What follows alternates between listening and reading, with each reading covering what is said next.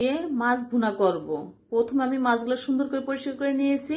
তারপর হলুদের গুঁড়ো, ধনিয়া গুঁড়ো, মরিচের গুঁড়ো, লবণ, তারপরে অল্প একটু লেবুর রস দিয়ে দিচ্ছি। এখন আমি সয়া সস দিয়ে দিলাম।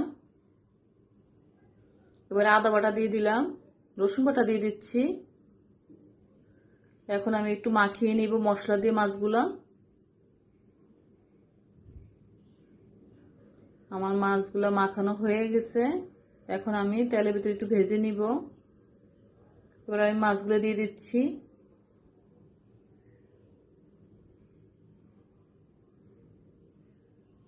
এখন আমি একটু উল্টিয়ে দিব।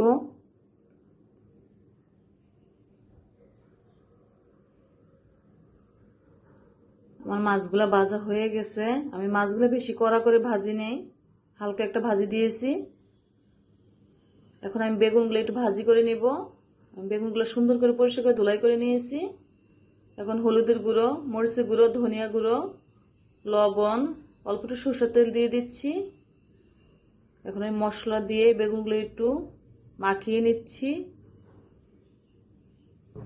এবার আমি বেগুনগুলো তেলে ভেজে নিব।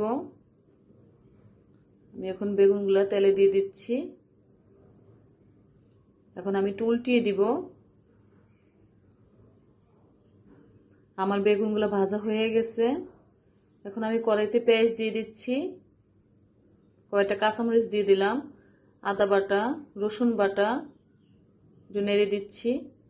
এখন হলুদের গুঁড়ো, মরিচের গুঁড়ো, ধনিয়া গুঁড়ো, লবণ, অল্প একটু পানি দিয়ে দিলাম। এখন আমি টমেটো দিয়ে দিলাম। আমি টমেটো এভাবে সবসময় ফ্রিজে রেখে দিই। এখন আমি মাছগুলো দিয়ে দিচ্ছি।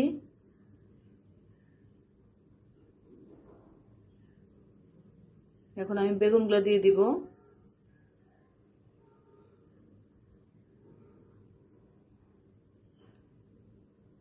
আমি বেগুনগুলো দিয়ে দিচ্ছি।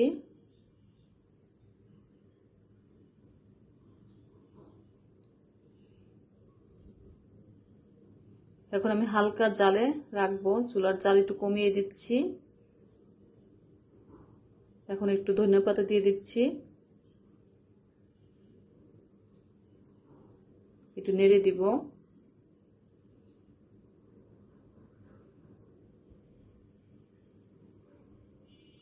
আমি এখন একটু ভাজা ভাজা করব মাছগুলা।